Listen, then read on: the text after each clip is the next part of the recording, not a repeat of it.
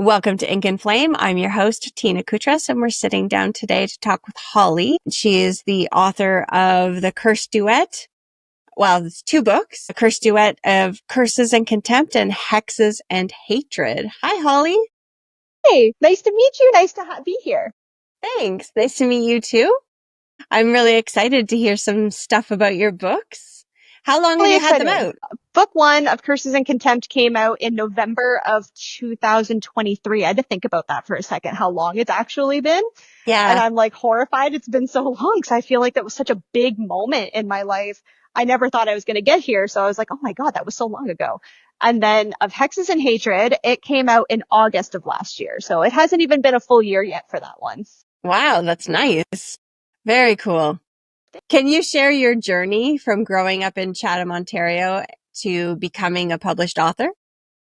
So I actually grew up even just outside of Chatham, Ontario. So it's like a small blink and you miss it kind of town. There weren't a lot of kids my own age that lived in Merlin. And the ones that did, if anybody reads my books, you'll know that I didn't have a lot of friends growing up. I didn't really relate to other people. So the only things that really made me happy were the stories that I made up in my own head to pass the time. And so Locke and Lark have in large part been with me since I was a child to some degree. So the fact that they are now real and tangible for other people is probably one of the most insane things I've never thought I would experience.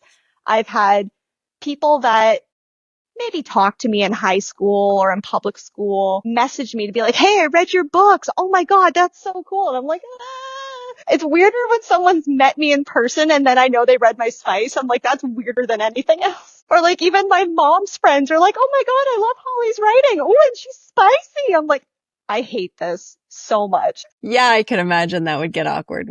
Wait till you have children. Oh, not thankfully, I don't want to say that, but we're actually not having kids. And part of me, I'm so glad I'm not because of that. Because if my kid ever came home and was like, Mom, I want to read your books, I'll be like, nope, immediately no. Not today, not today. Well, and I know growing up, my mom also loved spicy books and I didn't really know anything about that, but I wanted to read and I wanted to read anything I could get my hands on growing up. So when I was 13, maybe even a little younger, I grabbed my mom's books and they're like those little smutty Harlequin novels, right? So I'm reading them and I'm like, he's putting her what? Where?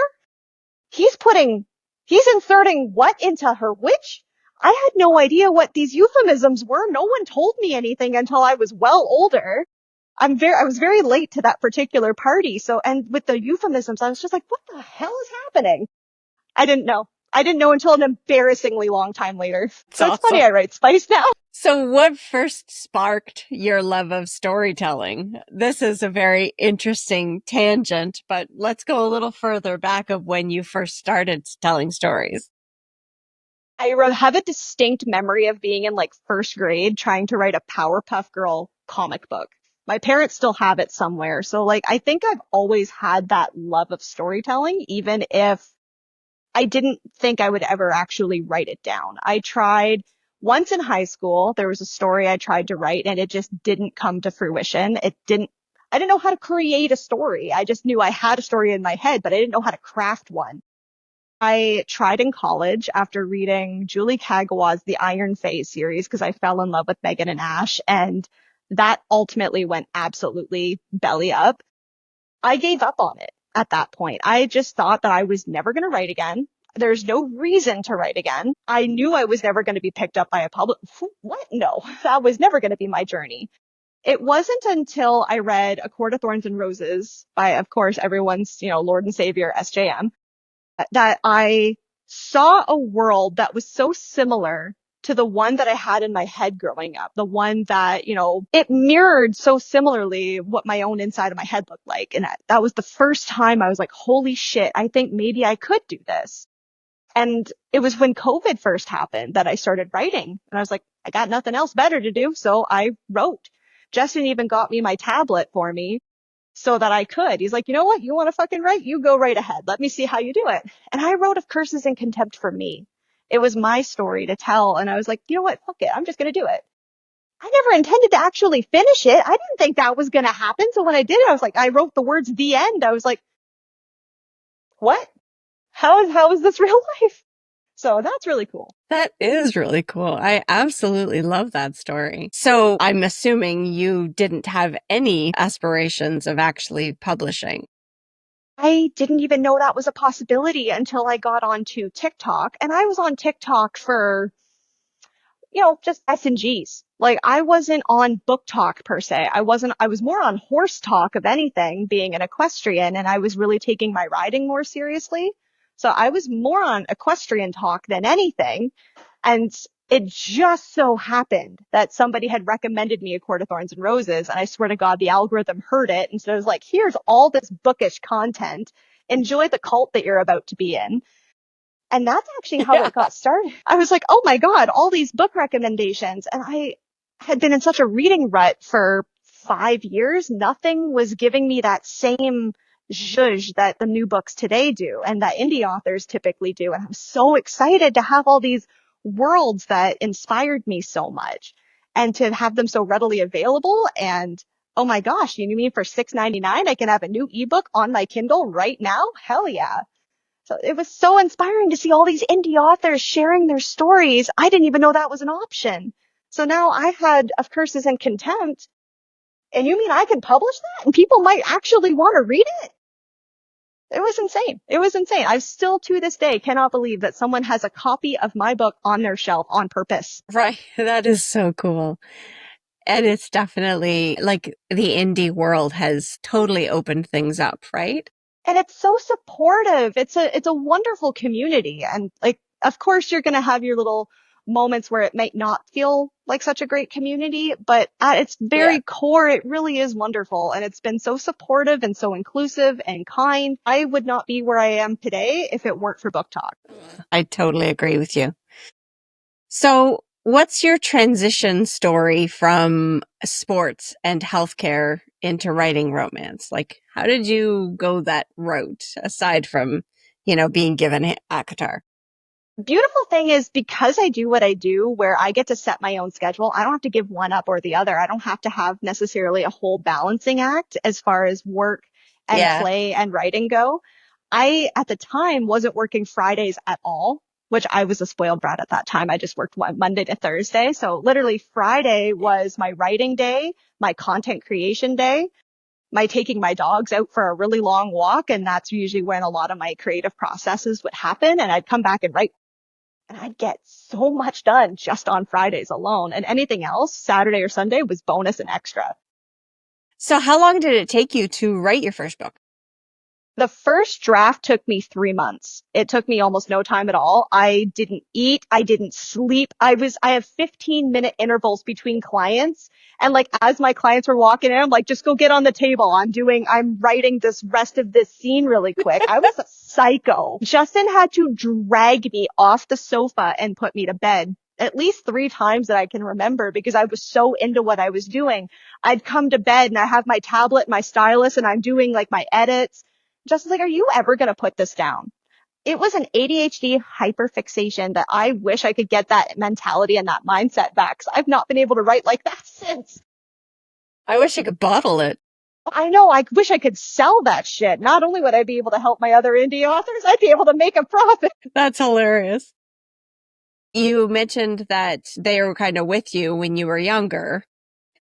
They had so many different names over the years. I believe Eldon was his name, which actually ultimately became a character in Of Curses and Contempt in a wildly different role, kind of like a stepfatherly kind of vibe to our main character. So it's a whole different Yep. thing. But I also love seeing characters, even if it's just their name, coming through from old works in progress to kind of seeing them getting the light that they deserve. Like, that's really cool. I like being able to see that. And as I said, my biggest thing is growing up in a small town and not being able to relate to people very easily. And now I understand it's my ADHD and it was very unnoticed. No one knew about it. I only found out in the last couple of years. So it makes sense now why I couldn't relate to anybody.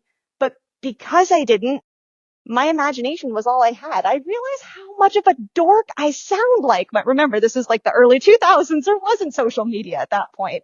It was books, it was TV, it was video games, and it was what was going on in your own head. Most of the time I would agree that what's going on in your own head is So much more fun. Oh, it's so much more fun. And you make the rules. Why not be in a place where you make the rules? Exactly. It's That doesn't make me sound fantastic. like a control freak whatsoever. So what does your typical writing routine look like with your ADHD brain?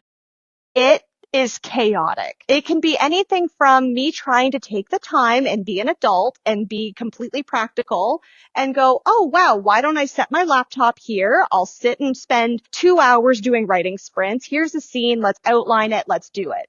That's me being good.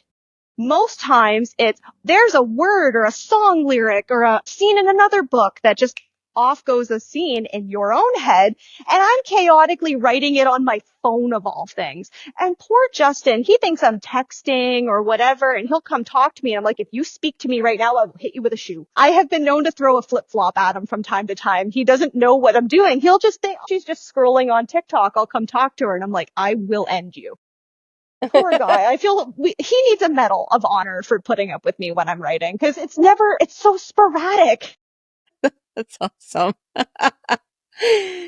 So, do you have a specific routine or it's literally just everywhere? It's vibes, it's chaos. I want to be the person that has a routine. Unfortunately, I am a gremlin that thrives on this chaos, and that's the best I can do. And Sometimes are I you more spend of a all night day. owl? Yeah, 100%. I get most of my writing done between 10 p.m. and 2 a.m. Wow. It's psychotic. So it took you said 3 or 4 months to write your first book. The first draft of So it, yes. you must have had everything kind of already planned out a little bit, like the plot Sort of. line and yeah. I am not a pantser. No disrespect to my pantser babes. I have several of my friends who are pantsers, but they scare the shit out of me. That is a level of chaos even I can't ascend to. I have to line out every single thing that happens in the story, moment by moment, and basically the book's in point form, separated into chapters and even annotated before I even start to write, which is why I've been struggling in my current book, because I can't seem to figure out how I want this sequence to go. So I'm Yeah. toying with it, and I'll figure it out eventually, but not right now. That's a later thing. Okay, so we'll get into that a little bit later because I am For sure. curious about that one. For Okay. sure. So what do you find to be the most challenging part of writing the book for you and how do you overcome it? For me, it's just motivation. I know I can hammer out 2,000 words a day if I actually just sit down and make the attempt to do it. But Yeah. it's so easy for me to go, I'm hungry. I want a coffee. Ooh, it's a nice day outside. I think I'll take the dogs for oh, I can't say the W word. Otherwise, we're going to have a lot of screaming going on. I caught myself just in time.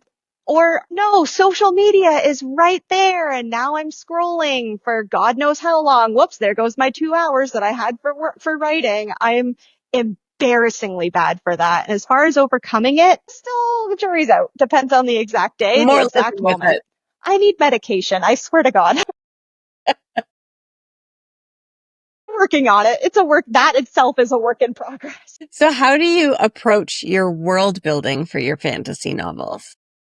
I am very plot centric. Everything I do has to circle back to the plot. All of the writing advice I've ever seen has been to kind of start plot wise so it makes sense for my brain. So when I wrote of Curses and Contempt and of Hexes and Hatred, I actually wrote the end scene, how this book ends first. Before I wrote anything else, I knew how I wanted the story to end, and I reverse engineered the entire story. So in order for, plot point Z to happen, there's my Canadian showing, plot point Z for my American babes. In order for that to happen, A through Y has to happen. But how does I reverse engineer everything so that it makes the most sense.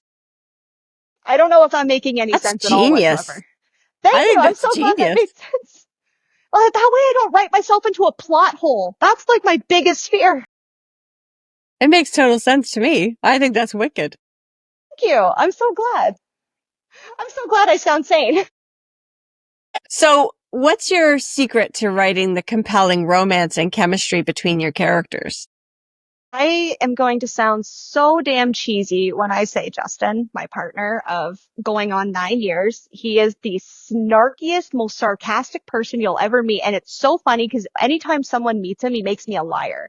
because he's so sweet and, you know, this very, very easygoing guy. And he totally is, but you'll never meet someone more snarky than him. And a lot of our conversations sound like Locke and Lark. And I didn't even realize that until I started reading it back. I'm like, that's something Justin said last week.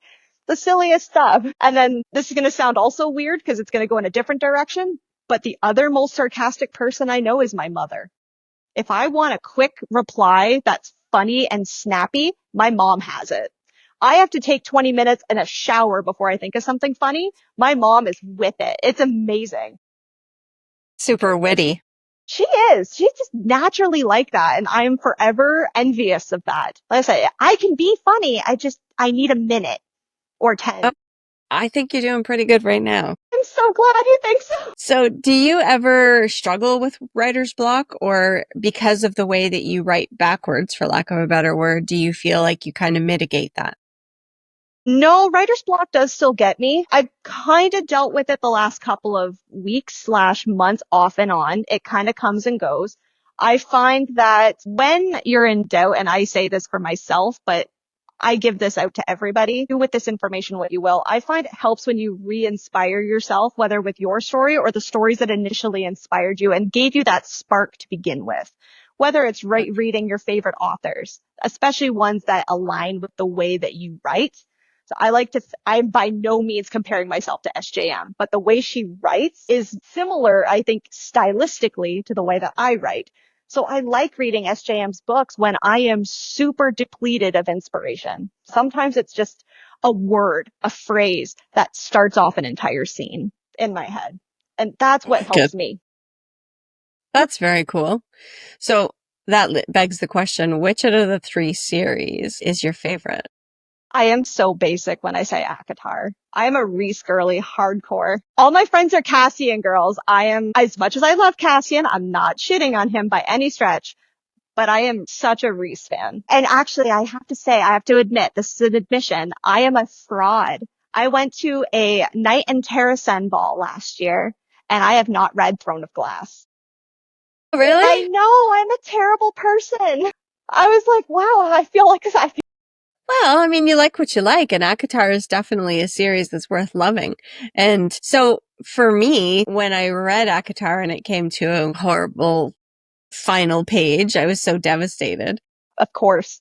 Yeah. And the next step obviously was to start reaching and grasping for whatever she had next. So I know that it was written in the reverse order, but Tog came next for me. Right? And I find for me, like the spice isn't in Tog. It's just the plot. Thing. I'm a hoe and I need my spice. I've gotten to that point. When the big lead up is a kiss, what are we in high school? Like, I Oh, can't sure. anymore. Technically. Fair. Okay. Fair. That is fair. I can't with the fade to black. I You gotta see want the that open door. I want the cucumber. What can I say? I have to have the spice. So how do you balance writing with your other passions, like your video games and your career in healthcare? So it sounds like such a cop out, but I haven't played video games in like a little while other than like Justin and I will play Dead by Daylight all the time, but it's not a game where it's like an RPG, a story where I'm driven by the story. That used to be my big love. Now it's just DBD or Dead by Daylight simply because it's something that I love, that Justin and I love together. And we do this most nights. And it's just a fun way of decompressing together. It's something that we do as a couple together all the time. And it's become our thing. And I love it. And it's That's awesome. become just somewhere fun that we can do on our own. We don't even invite our friends. I feel like such a jerk when I say that, but like it's Mm-mm. our thing. And I love it that it's our thing. I It's think that's fantastic. just, he's my favorite person. I like hanging out with him. That's awesome. And I can definitely relate. When Paul and I started dating, we played Dungeons and Dragons, and we first started playing with a bunch of people. What And was then your eventually character? I've had so many. What was your We also, favorite? I wrote a book about one of my favorite characters, and there's two because I had two characters at the same time. I actually had more than that, but because we didn't have a group of people that we played with at the time. I had a mage and a warrior, and they both had a whole lot to their story because Paul's an incredible storyteller as well. But it was our thing, and we didn't care to invite anybody into our world. It was fun that way. Love that. And I feel like people who are really good dungeon masters, if we watch how they do it, we could learn a lot about world building. I swear to God, Sure. some of the most intense stories I've ever seen have been from dungeon masters. Yes, for sure. Absolutely. I love that. And it's so true. And they have the rules of the world locked down pretty tight. I've never seen magic systems like I've never actually gotten into a really engaging game of Dungeons and Dragons because none of my friends were as nerdy as I was, and it was really frustrating. But this is how nerdy I was. I would watch other people online play Dungeons and Dragons because It's nobody become would a play with me. very popular thing to do now. I Everybody does love that. it. I was born in the wrong era. This is bullshit. I want to redo. I was made fun of for my bold eyebrows. I was called bushy brow for fucking ever. And now what does everybody have? A bold brow. And I'm like, this is bullshit. Oh, and the other one that makes me mad. Everyone's drawing on their freckles. I was called freckle face forever. I still get it from some family members. And like, it's not too bad right now because my freckles aren't trying to leap off my face and say hi to you. But in the summertime, I swear to God, they just try to connect. And now people are like drawing them on. I'm like, fuck everybody. Okay. So that was a tangent, but it was a fun one. I'm glad it was fun. So let's talk about the Curse Duet. What Yeah. inspired the idea for the series itself? So this is where things get a little more somber. I talk about how it's a mental health advocacy book as well. So like people with rejection trauma, anxiety, maybe people who tried to self-unalive. These are all things that I myself have dealt with. Like I said, when I first wrote this, I didn't write it for anybody. I wasn't necessarily planning on publishing. I wrote it for me. Lark's story is not necessarily a full-on self-insertion, but her character, where she becomes real, it's because it's based in real. And that's what I love about her. And that's what I find a lot of people have really responded to. A lot of people have messaged me to tell me I've never felt so seen after reading a book. I had one person message me that they got a tattoo of something that Locke says to Lark written on their forearm, and they sent me the picture. I freaking bawled. No It's doubt.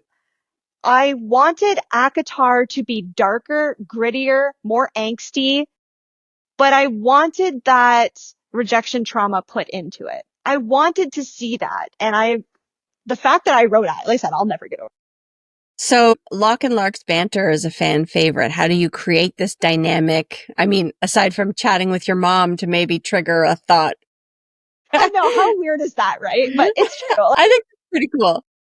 Sometimes I see writing prompts online and they're just like these witty little things. And sometimes it's enough to kind of go, ooh, there's a whole conversation in there that we can have, or it's a funny thought. And if I want to have comedic relief, I really like that moment of comedy relief in a book, especially after I rip your heart out, I want to make you laugh at least a little bit to make you not hate me entirely.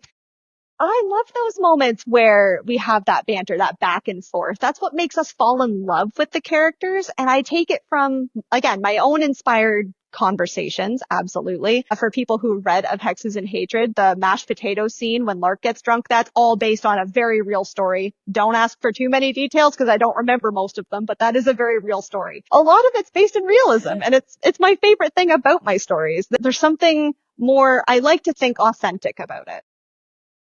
I think that's pretty cool. What's your favorite scene or moment from it? Well, we'll start with the first one of Curses and Contempt. I have two, one from each book. Okay. The first book is the first I love you scene at close to the end of book one. I won't get into spoilery Yeah, details, I of was going to say, course, no but spoilers. nope, no spoilers. It's lovers to enemies to lovers. So you know what's going to happen. There's going to be an I love you somewhere, but the first I love you in book one, it gutted me in all the right ways. And it wasn't originally going to be in the story. I think that's my most favored part. My friend sent me a writing prompt. And I was like, excuse me, but this is now my entire personality. And it's still to this day one of my favorite scenes. It's angsty. It's gut wrenching. It's exciting and it's vindicating all at once. And I'm so here for a scene that can evoke multiple emotions, even if I wrote it. I know it sounds really narcissistic to say. I love it. And what about the Hexes and Hatreds favorite moment? I just scared the dogs because I dropped one of my books. But in this one, my favorite section is the proposal scene, which happens earlier in the book than you think. And it's really funny because Locke and Lark are talking shit at each other the entire time, even through the proposal. And she's, got her hands in her face and she's like, is this really happening? He's like, well, you're kind of missing it. I'm down here and I'm being endearing. Are you going to open your eyes and look? And she's like, if you don't stop that, the next thing that's going to be, you're going to be flying across the floor. Like, can you stop? It's just this natural back and forth that I love. And again, it's kind of inspired by my own partner and I's dynamic. That's the way we are. We're very adversarial with each other. And there's something so adorable about them. It sounds very fun. There's a few moments in Of Hexes and Hatred where I make my readers absolutely despise me. So I had to give them these little tidbits of fun. Okay. Now I'm nervous. You fall in love with characters you get really invested sometimes. If it makes you feel any better, we also get invested. There's characters that I do dirty. I'm not going to lie. And I do hate myself a little bit for it, but it was necessary for the story, but it doesn't make it any easier. I still cry when I read certain sections. And to be fair, my editor also told me that I owe her for her therapy during Of Hexes and Hatred. So, are there any characters in your books that are based on characters in real life? So I didn't talk about this one. My best friend in the whole world, her name is Nicole. She's been my friend for a number of years. She's been with me for this entire process. And I bounced more ideas off of her in the original plot outline than anyone else, and including at like 3 a.m. She's a nurse. She works in the OR, or sorry, in the ER, wrong one. And she's like, why are you awake? I'm like, cause I can't sleep. Okay. This is in my head. She is Aquarius. So for those of you who don't know or are not familiar with my books, I have the astrology characters and the zodiac signs as characters. And my best friend is Aquarius. Like, you meet my best friend in the story, and it's really cool for me. And she loves it too. That is very cool. I love that. She thinks it's weird seeing how I view her through my eyes. And she's like, oh, that's how you see me? I'm like, yeah, you're a short, sassy brunette. What do you want from me?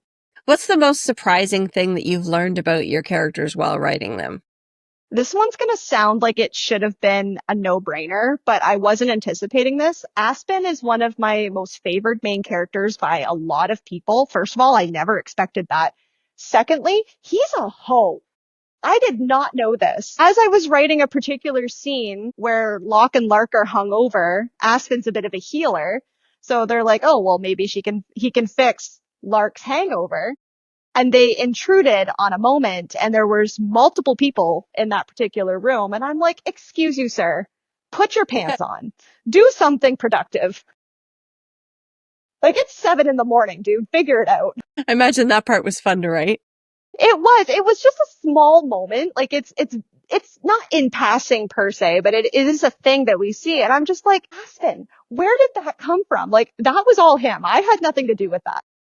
So if you had to describe the Curses Duet in 3 words or 3 or 5 words, what would it be?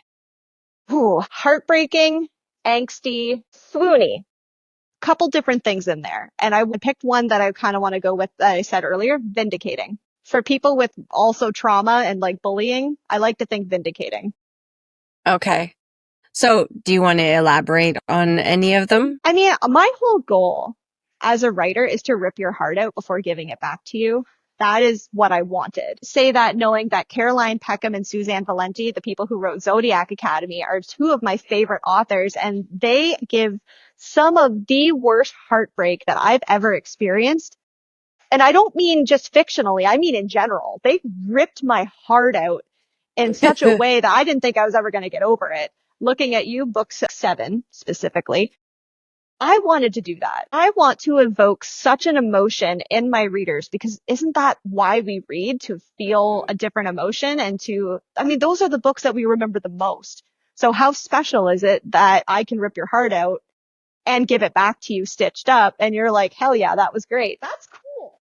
That is cool. It's like a lot like going on a roller coaster. We know it's going to have the twists and turns, and we know it's going to make our stomachs leap, but we go on Exactly. it. But we say, thank you, I'll do it again. Yeah, That's right. that's the best thing ever.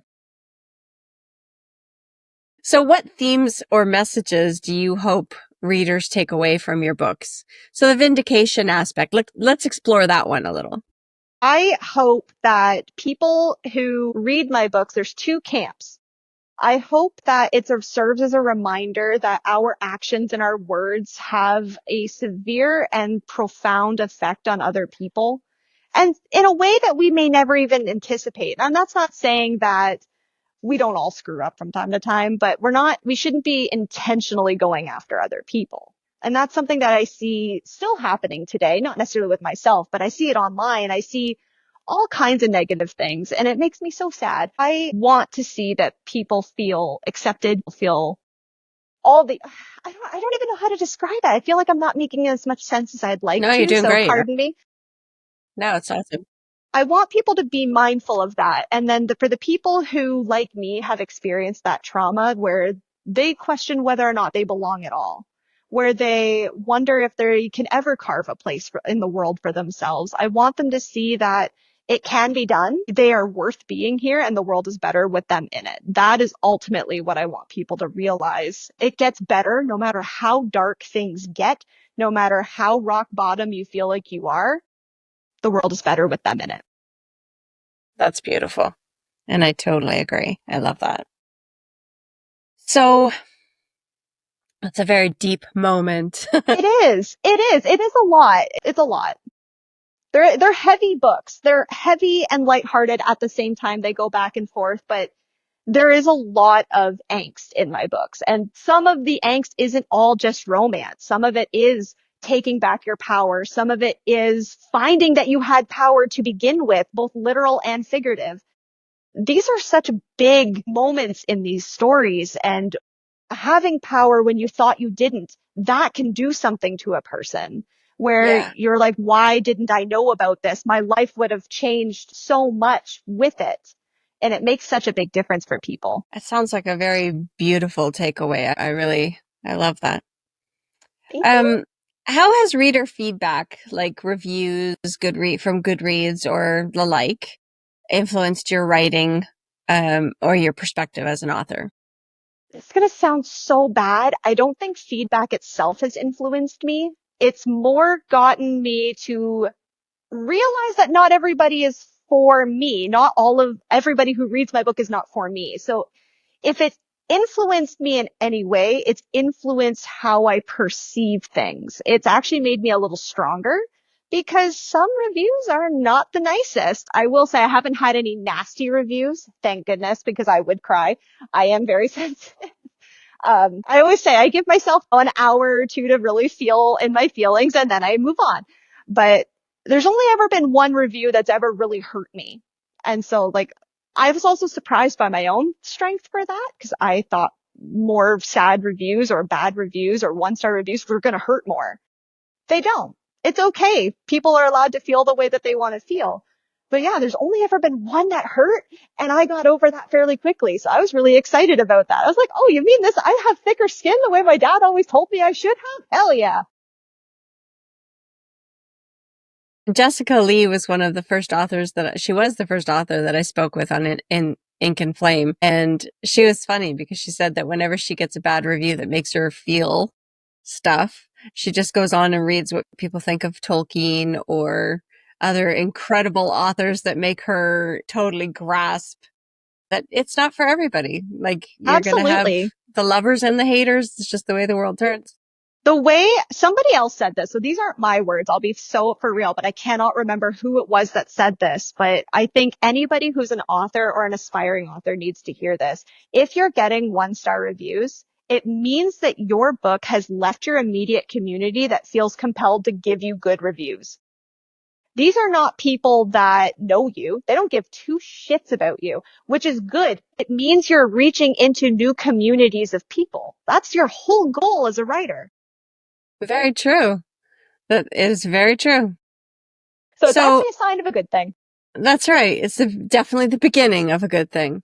So do you have a favorite interaction with somebody who has read your book? Oh, you've already mentioned where somebody got an actual quote That was, tattooed.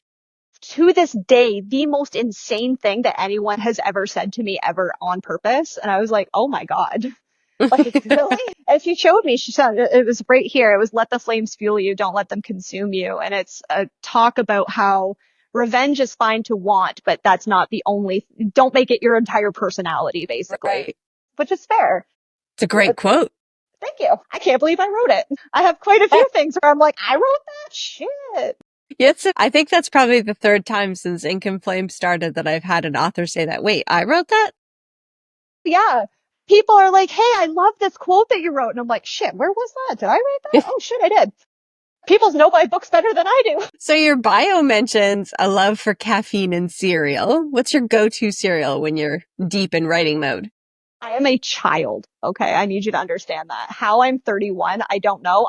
Fruit Loops and Frosted Flakes. That's it.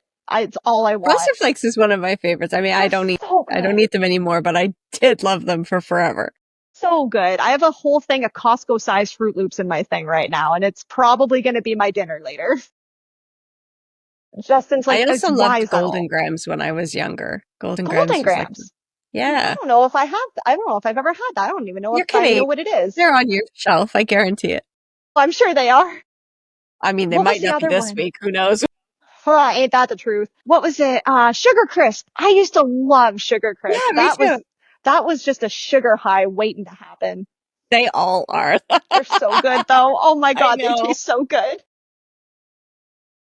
So if your rescue dogs, Ellie and Easton, and your cat Mhm. Cinders could talk, what would they say about our day of writing with you? They'd say that I'm not paying enough attention to them. They're very selfish in that regard. They're actually, I don't know if this video will show, both of them are sitting next to me, and then the cat is actually across from me. I'm actually using his cat tower to place my video chat on, and he is pissed right off, actually. You'll have to thank him for not howling at us. Oh, he was. I'm surprised you guys couldn't hear it. He was screaming at me about 10 minutes ago. He's not thrilled. But yeah, At they least he's like not to batting your curl up. phone off. No, thank God he is bad for that at nighttime. But no, they love to sit next to me, but they also want me to pet them while I'm trying to write. Easton likes to sit on my lap. He is a 60-pound Cane Corso mix, and he wants to sit on my lap while I'm writing. Very helpful. Not Demir, not considerate. I have a Conde Corso too, and she'll paw at me. Like Yes. the whole time she just Little paw, paw, paw. haymakers. Yeah, exactly. And it's like, dude, your paws hurt. Do you mind? So if you could co-write a book with any author, living or dead, who would you choose and why? I love this question because I am going to be co-writing with one of my best friends, and I'm so excited. Cool. We're writing a dark romance together. So she writes more contemporary, semi-dark romance anyway. I write fantasy and I like dark romance as well. We have the whole story planned out. We've started writing it. We've got like vibes, a huge ass Pinterest board, and like 6 or 7 scenes, including a spicy scene. Cool. I'm really excited about it. It's going to be really good. We both are just, she has 27 works in progress. I shit you not. It's actually disgusting how many she has. I'm scared of her. I never want to piss her off because with that level of psychosis, I'm not living. I love her to death. For those of you who are maybe not sure who I'm talking about, B. Declan, she wrote Behind the Mask. It came out in April last year. She's the sweetest human being, and the fact that I get to co-write a book with her later is pretty awesome. Is she also Canadian? She's American. Okay. I actually can't remember where the hell she's from because like at first she was in Connecticut. Now I think she's in Georgia. She's all over the place. Awesome. That's really fun. I'm just Book writing talk it down. brings us all together. And like all of my friends are like, most of my friends that I've connected with are American. Yeah. One is coming up from Pittsburgh later this year. She's my editor. She's coming up to meet me for the first time later this summer. I'm so excited. Very cool. So what is your favorite fantasy or romantasy trope to write about? Love a good enemies to lovers. I love the idea that someone can see the worst of you and still fall in love with you. That's a really good way to put it. I think that's cool. It's, I like enemies to lovers too, especially when it's done right and you can really feel that hatred. yes, and But I I'm like the here way you for it. just said that. I wrote, in this case, in my books, I wrote a lovers to enemies to lovers. So I got a couple of people who called me out for it. First, how is it a slow burn and an insta love at the same time? And it is. Fated mates is a thing, but trauma and betrayal and revenge all happen as well. Wow, that sounds pretty cool. It gets a little intense. I imagine. So if you could live in any fictional world, including the ones you've created, which one would you pick? I feel like it's really narcissistic if I say I would live in my own world because I kind of I don't already think so. do. But I would live in Meridian. I love it there. It's cool as shit. I'd go live in Loch Valen because specifically it was modeled after like Minas Tirith. Like Okay. that's kind of how I picture it. So like I kind of want to go there. That'd be cool as hell. What's your favorite way to celebrate finishing a book? I can show you. I love it. I got a tattoo for the first one, although I'm a little nervous to do it again because this one got hella infected and I was like 3 or 4 months in as an outpatient getting all kinds of needles. So I was a little nervous to do it again, but it turns out I might be allergic to color. Who knew? Wow. I didn't even know that was a thing. But I'm still going to do it Interesting. again when I finish my Hades and Persephone retelling. I'll get a Hades and Persephone coded tattoo somewhere on my body. Maybe do it in black. I'm thinking black. Yeah, 100%. No color ever again. Not going down that route. So interesting. I say that because my left arm is all tattooed without any color and I never had any problems. My only color tattoo is on my right side Mm-hmm. and it infected. Very You cool. too. Very interesting. Yeah. And yeah, it's not my first tattoo. That was my first one. And no, I mean, if you can call that a tattoo, it's pretty small. I know. It was my first tattoo. I was nervous to get something and no You issues got it in a bad whatsoever. spot for your first tattoo. Actually, I didn't think this one hurt at all. I almost fell asleep. I was sweating like Really? crazy because I was so nervous. I sweat through the thing. I was like, I'm so sorry. And then thankfully with my forearm, I again almost fell asleep with it. It was only right next to my elbow that I was like, how long are you Yeah. here? And she's like, In oh, the about a ditch. minute in the ditch. Yes. I was like, please make this like a 30-second thing because I'm going to cry and I don't want to bitch out. So if your books were adapted into a movie or TV series, first, which would you prefer, a movie or a TV series? I would think TV series because there's a lot of little things that I feel like a movie would just not do. Do it And if justice. they wouldn't, a TV series, dare I say, an anime, I think would be my vibe. I love that. I do. I love that. So who would you cast then? Dove Cameron has the fine features that I feel like Lark has. The pretty blonde hair that is very Lark coded. I see her as Lark all the time. Or if we really want to get persnickety too, the girl who plays Ciri, Freya Allen in The Witcher. I can totally see her. Yeah. For a Locke, I have so many ideas only because I don't know any names, but my friend swears to God it's Timothy Chalamet. Very cool. And I'm like, you know what? Sure, I can see it. Well, he's definitely making a name for himself now. So He's so cute. I don't know if I can say that on a podcast. I feel like that's a creepy thing to say, but like, we're going with I it. think we're safe. Timothy Who Chalamet, if knows? you hear this, I am dying. Don't tell me that you've seen this. Well, I mean, it would be kind of cool if you reached out and said, "Hey, I saw your podcast." I mean, what would you do? Cease to exist, okay? On a level that I cannot even comprehend, I would cease to exist. That's hilarious. Dork when I'm single, okay? Like, it's a good thing my husband likes me because if I had to date again, I'd be the single most awkward human being on the planet. There's a scene from She's the Man where they're like, oh, do you like cheese? That's me, okay? I can't flirt. The fact that I write flirty banter and spice, I don't know how because I'm such a dork in real life.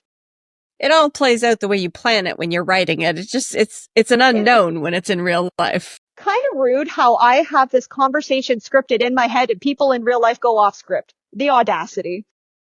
How rude, right? So rude. It's so inconsiderate. So do you see yourself exploring other genres in the future? I'm so excited to. As much as I love my fantasy romance and my dark fantasy romance, I'm really excited to do Object of Obsession with B. Declan. That's going to be a hella dark romance. It's probably going to be, rather than morally gray, it sounds like Dawson's going to be more pitch black. And I'm really excited to kind of get into that. And in my Hades and Persephone, he's also going to be morally questionable at best. And I'm like, Hmm.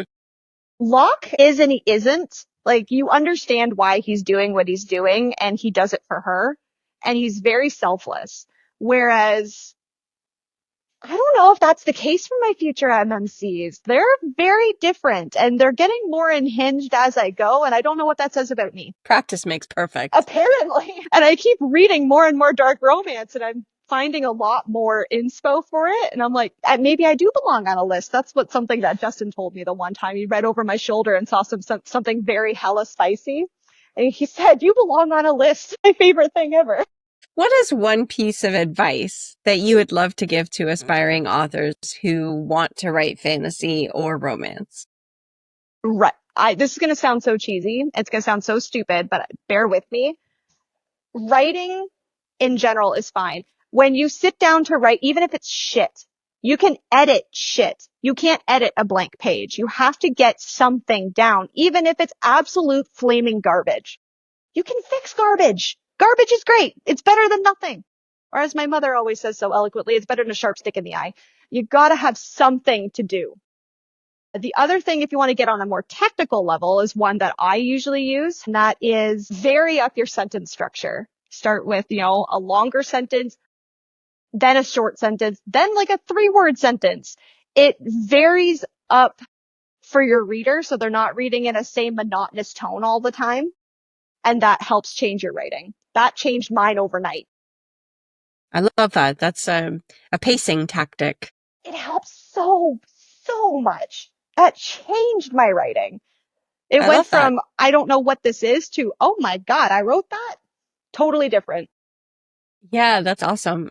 Nicole Holland is the one that taught me about how significant the size of the sentence is for your pacing. I These think little that's awesome. these little tips you don't even ever think about until someone says it and you're like, well, shit, that makes a lot of sense. Right. So where can listeners connect with you and stay updated with your work? I'm very active on my social media. So my TikTok, my Instagram is where I'm the most active. I do have a newsletter. I'm not married to doing my newsletter. I'm so sorry to my newsletter folks. I think I've done one so far this year. And before that, I think I did it in September. So like I don't like spamming people. I'm never going to be spammy, but that's how I keep my people up to date. I give like little extras, if I wrote something fun for Lock and Lark, my newsletter people get it. My street team gets it. Like that's any extras that I do have go in there. Occasionally I'll do hey, if you get the newsletter and you're going to come to see me at one of my signings, here, show me the newsletter and I'll give you a free art print, something. I do all kinds of stuff like that. So that's where Cool. I like to stay in touch with my readers as much as I can. I really love that I have them. So like it's still kind of cool. Like there's a question mark at the end of that. People know who I am on purpose. So I'm really grateful to have a readership. Do you want to show off your books at one more time, nice and Yes. slow, and maybe tell people where they can find them? Absolutely. So I have Of Curses and Contempt. I have the hardcover here, and it's a pretty naked book too. I'm a sucker for a hardcover that's pretty with and without the dust jacket because not everybody likes Yeah. to read with a dust jacket, I found out. So Of Curses and Contempt is a lovers to enemies to lovers story. For those who wished ACOTAR was a bit darker, it's available on Amazon. I believe it's still available on anywhere you would get books in a retail facility, like Chapters or Indigo or Barnes and Noble. All of those are there. And the second installment of the Curses Duet is Of Hexes and Hatred. Same thing. I made it pretty on the inside and the out, just like everybody is. Personally, this one's my absolute favorite, and just a little fun thing. Everybody needs to watch my social media for the next couple of days because there's something really exciting coming up. I'm just going to say that. And That's I'm really awesome. excited. Very cool. So finally, if you could leave your readers with one message or one piece of wisdom, what would you choose? I don't know if I'm a wise enough person to leave wisdom for anybody, but if I could say one thing to my readers, it's how much I genuinely love and appreciate them. I wouldn't have this without them. And the fact, like I said, the fact that I have a readership at all is incredible. I've had such incredible, I guess, interactions with my readers. I even have this. I brought it up with me. This is one of the single most special things that someone ever did for me. And it was at my very first book signing last year. It's a little bookmark and they made this for me and they brought it with them to the signing to give to me. That's the most thoughtful thing ever. And like the fact that someone Beautiful. cared enough to do that, like I have the best readers in the world. I will take no criticism on this. I And feel it's a very beautiful fortunate. dragon. I love that too. It's really wonderful. I'm a lucky girl. That's all I can say. I love that you take it from that perspective. I mean, most of the people that I speak to, they have that humble, gratitude about them. But it's really nice when you get to experience, like, you had somebody tattoo on their skin something that you wrote, and it's just amazing. I think that's beautiful. Absolutely beautiful. I said, when I published, I was like, if one person has my books on their shelf on purpose, I will be thrilled. And I know there's hundreds out there. If not, I don't even know if we've broken the 1,000 mark yet. But if we haven't, we're really close. So like, I'm absolutely thrilled that I have that many people out there that like me, that like my books. And then there's, I guess, thousands upon thousands that I haven't discovered yet and that haven't discovered me. And that's a wild ride too. That's my goal for 2025. I am definitely going to be one of those people that has your books on my shelf because Thank you. aside from the fact that they're gorgeous, the plot has me, and I keep joking around about the fact that every author I'm talking to, having experienced the story from their perspective, has constantly got me, oh, I have another TBR. I have another TBR. It's so much fun talk and being a part of book talk, whether you're a writer or a reader, when you interact with authors and you see things from their perspective, it is so much fun.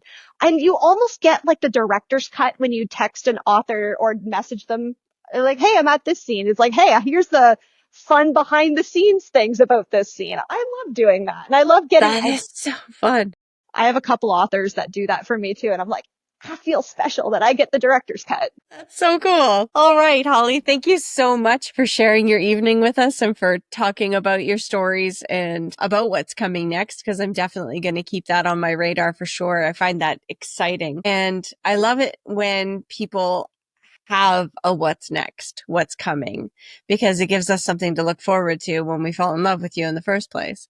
Yeah, So I'm not going to be a one and done. There's going to be more. It just might take a while because I'm writing hella slow right now, but I promise you haven't heard the last of me. And thank you so much for having me. I had such a fun time. me too. It was just awesome. Thank you so much. Thank you so much.